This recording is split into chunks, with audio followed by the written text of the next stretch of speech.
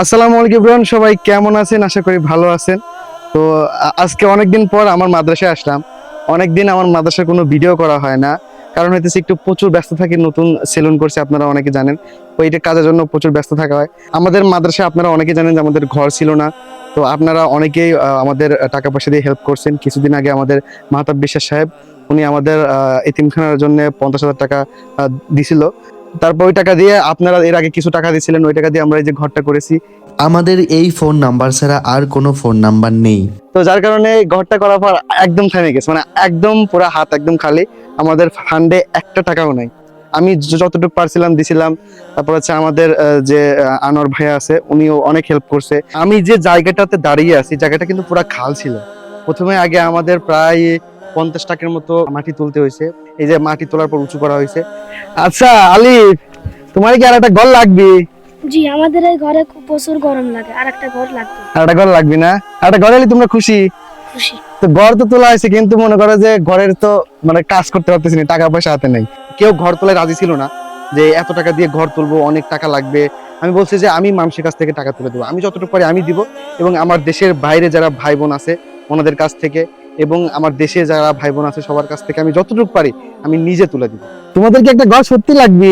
জি, আমার প্রচুর গরম লাগে, আমরা ওই ঘরে থাকতে পারিনি। আপনাদের কাছে একটা রিকোয়েস্ট থাকবে, তো এইভাবে কেউ যদি ইট দেয়, কেউ বালি দেয়, কেউ 2 বস্তা সিমেন্ট দেয় বা 5 বস্তা সিমেন্ট দেয়, এইভাবে কিন্তু হেল্প করা যায় ইনশাল্লাহ। তাও আমি বলেছি যে মামা আপনারা ঘর তোলেন, আমি যতটুকু পারি আমি দিব। সবাই মিলে যদি একটা কাজ করা যায়, কাজটা দ্রুত হয়ে যায়, কিন্তু আমার একার দ্বারা কখনোই সম্ভব না।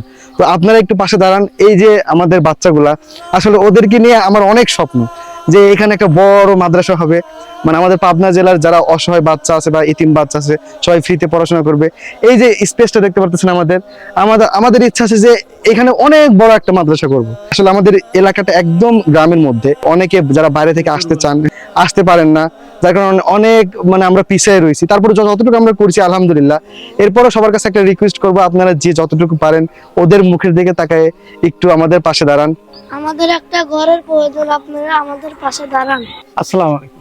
আমাদের এই প্রতিষ্ঠানে অনেক টাকাই ব্যয় হয়েছে, তার ভিতরে মিরাজ আফ্রিদি আমাদের কিছু সহযোগিতা করার কথা বলছিল, ওনার যদ্দূর সাধ্য করছে। এরপরে আমরা গ্রামের কিছু মানুষের কাছ থেকে এবং গ্রামের সমস্ত লোকের কাছ থেকেই আমরা কিছু পয়সা পাতি উঠাইছি।